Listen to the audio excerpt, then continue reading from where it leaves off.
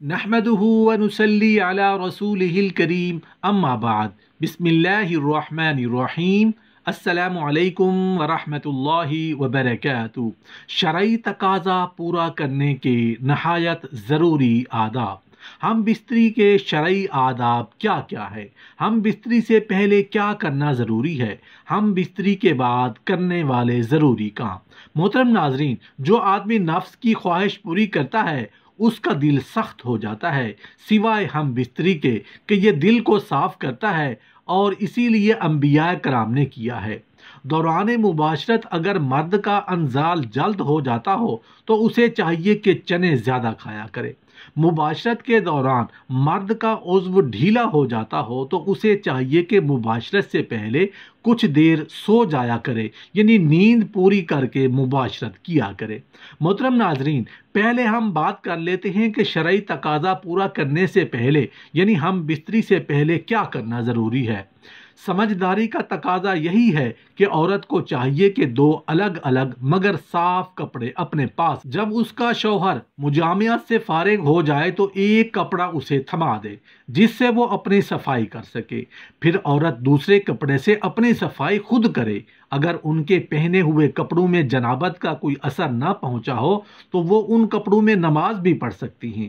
محترم ناظرین، اسلام نے طہارت اور صفائی کے نظام کو جتنی اہمیت دی ہے شاید کسی مذہب نے دی ہو۔ اس طہارت کے نظام کو برقرار رکھنے کے لیے بوقت جمع عضو خاص کی صفائی کے لیے علیحدہ کپڑے کا انتظام موجود ہو، وہ اس لیے کہ اگر کسی اور کپڑے سے صفائی کی گئی تو خطرہ ہے کہ وہ گندگی سے آلود ہو اور جراثیمی چھوت عضو کو لگ کر گندگی اور آلودگی کا باعث بنے۔ اگر عضو کو صاف نہ کیا گیا تو غلاظت عضو پر لگی رہے گی، کیونکہ اس میں خاص رطوبات ہوتی ہیں جو کچھ عرصہ تک عضو پر چمٹی رہیں تو الرجی کا باعث بن سکتی ہیں۔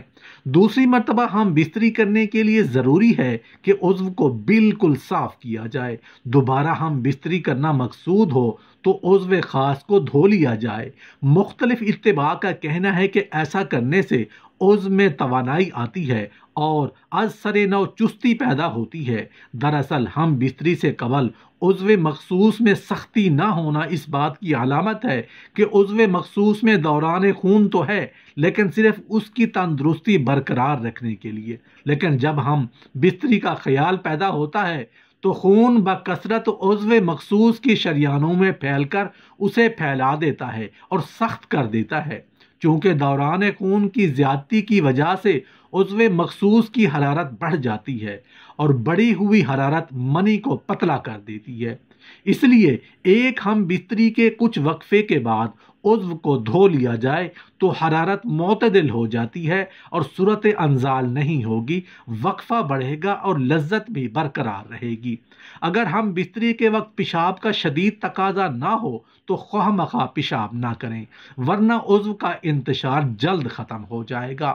مباشرت کا فطری طریقہ تو یہی ہے کہ عورت نیچے ہو اور مرد اوپر رہے، چنانچہ سارے حیوانات اسی فطری طریقہ پر عمل کرتے ہیں اور قرآن پاک میں بھی یہی طریقہ بیان کیا گیا ہے۔ اس کی صورت یہی ہو سکتی ہے کہ عورت چت لیٹے اور مرد کے اوپر لیٹے تو اس طرح مرد کے جسم سے عورت کا جسم ڈھک جائے گا۔ اسی طریقہ میں زیادہ راحت اور آسانی ہے، عورت کو بھی مشقت نہیں اٹھانا پڑتی، نیز استقرار حمل کے لیے یہ بھی طریقہ مفید ہے۔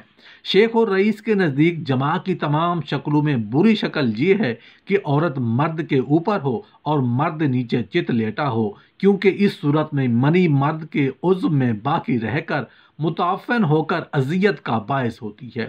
مختلف کتب احادیث سے ہمیں یہ معلوم ہوتا ہے کہ ہم بستری کرتے وقت اندھیرا یا مدھم روشنی ہونا درست ہے۔ ہم بستری کرتے وقت روشنی ہلکی یا مدھم ہو تو پر لطف ہم بستری ہوگی، کیونکہ ہم بستری کا عمل مسلسل ایک پرسکون عمل ہے۔ اس پر پرسکون عمل کے لیے پرسکون ماحول چاہیے، اور وہ ماحول تیز روشنی میں یکسر ناممکن ہے۔ اس لیے ہم بستری کے عمل کو پر لطف اور کامیاب بنانے کے لیے ضروری ہے کہ یا تو بالکل اندھیرا کر دیا جائے یا مدھم روشنی کو اختیار کیا جانا چاہیے۔ عورت کا جماع سے قبل ٹھنڈے پانی سے استنجا کرنا اس کی شہوت میں اضافہ کرتا ہے۔ جماع سے قبل ٹھنڈے پانی سے استنجا کرنا انزال میں جلدی کا باعث ہوتا ہے۔ مزید برآں اس سے فرج میں تنگی اور لذت میں زیادتی ہوتی ہے۔ عورت جب جماع سے قبل پانی سے استنجا کرتی ہے تو یہ ہارمونز بہت کم ہو جاتا ہے، جس کی وجہ سے لذت جماع بڑھ جاتی ہے۔ عورت کی طاقت زیادہ اور انزال جلدی ہوتا ہے، جس کا فائدہ مرد کو پہنچتا ہے، اور مرد بہت جلدی عورت پر قادر ہو جاتا ہے۔ عورت اس عمل سے بے شمار نفسیاتی امراض سے بچ جاتی ہے۔ جماع کے وقت عورت کے ایسٹروجن ہارمونز کی کارکردگی بہت زیادہ مؤثر ہوتی ہے۔ محترم ناظرین، اب ہم بات کر لیتے ہیں کہ شرعی تقاضا پورا کرنے کے بعد، یعنی ہم بستری کرنے کے بعد کیا کرنا ضروری ہے۔ ہم بستری کے بعد کوئی مرغن یا شیریں غذا، انڈے کا حلوہ، گاجر کا حلوہ، شہد آمیز دودھ یا میوہ جات کا آمیزہ کھا لینے سے قوت بہا کم نہیں ہوتی۔ اگر کچھ بھی میسر نہ ہو تو تھوڑا سا گڑ ہی کھا لیں، مگر پاکی حاصل کرنے کے بعد ہی کھانا بہتر ہے۔ ہم بستری کے فوراً بعد ٹھنڈا پانی نہ پئیں۔ عموماً لوگ ہم بستری کے فوراً بعد ٹھنڈا پانی پینا پسند کرتے ہیں، جو ہمارے جسم کے لیے بہت ہی نقصان دہ ہے، کیونکہ اس وقت انسان کا جسم بہت ہی زیادہ گرم ہوتا ہے۔ اس وقت مرد ہو یا عورت، دونوں کے جسم میں حرارت بہت زیادہ ہوتی ہے۔ اگر ایسے وقت میں کوئی بھی ٹھنڈے پانی کا استعمال کرتا ہے تو اس کو دمہ یعنی سانس کی بیماری ہونے کا خدشہ ہوتا ہے۔ عموماً اکثر ہم گرمی میں دھوپ سے باہر سے گھر آتے ہیں تو بزرگوں کا کہنا ہے کہ پسینے میں پانی مت پیو، پسینہ سوکھنے کے بعد پانی پینا۔ اس کی وجہ یہی ہوتی ہے کہ اس وقت ہمارا جسم گرم بہت زیادہ ہوتا ہے اور ٹھنڈا پانی ہمارے لیے سخت نقصان دہ ہوتا ہے۔ ہم بستری کے بعد ایک ہی کپڑے کا استعمال نہ کریں۔ عموماً میاں بیوی ہم بستری کے فوراً بعد ایک ہی کپڑے سے نجاست یعنی منی کو صاف کر لیتے ہیں، جس کی وجہ سے ایک دوسرے کی نجاست یعنی منی لگ جاتی ہے، جس سے بیماریوں کا اندیشہ مثلاً الرجی وغیرہ ہو سکتی ہے اور آپس میں نفرت پیدا ہونے کا بھی امکان ہوتا ہے۔ ہم بستری کے فوراً بعد اپنی شرمگاہ کو ٹھنڈے پانی سے نہ دھوئیں۔ عموماً لوگ ہم بستری کے فوراً بعد واش روم جا کر شرمگاہ کو ٹھنڈے پانی سے دھو لیتے ہیں۔ ایسا نہیں کرنا چاہیے، کیونکہ اس وقت ہمارا جسم بہت گرم ہوتا ہے اور اس کی وجہ سے نسیں پھٹنے کا اندیشہ ہوتا ہے۔ بلکہ بہت سارے حکماء کے مطابق ہم بستری کے فوراً بعد شرمگاہ پر ٹھنڈا پانی ڈالنے سے نامردی کا اندیشہ بھی ہو سکتا ہے۔ ہاں، جب آپ کا جسم نارمل ہو جائے تو اس وقت آپ شرمگاہ دھو لیں تو اس میں کوئی حرج نہیں۔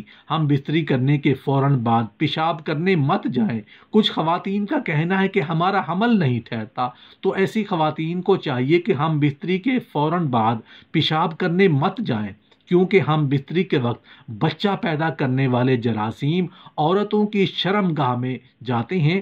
جب وہ پیشاب کرنے یا استنجا کرنے جاتی ہیں تو وہ جراثیم واپس باہر آ جاتے ہیں، جس سے خواتین کا حمل نہیں ٹھہرتا۔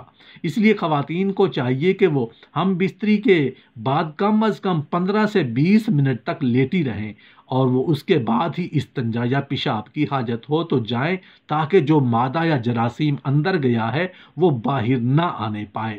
ہم بستری کے فوراً بعد آپ کبھی بھی نہ نہائیں۔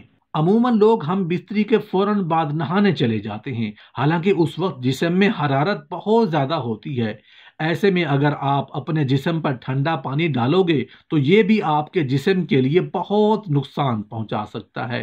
اس لیے عورت اور مرد کو چاہیے کہ ہم بستری کے بعد کم سے کم 15 سے 20 منٹ کا وقفہ ہونا چاہیے، تاکہ آپ کے جسم کا درجہ حرارت نارمل ہو جائے، اور اس کے بعد آپ نہانے، پیشاب کی حاجت یا استنجا کے لیے جائیں۔ اگر آپ لوگ ہم بستری کے فوراً بعد نہائیں گے تو اس سے بہت سی بیماریوں کا اندیشہ رہتا ہے۔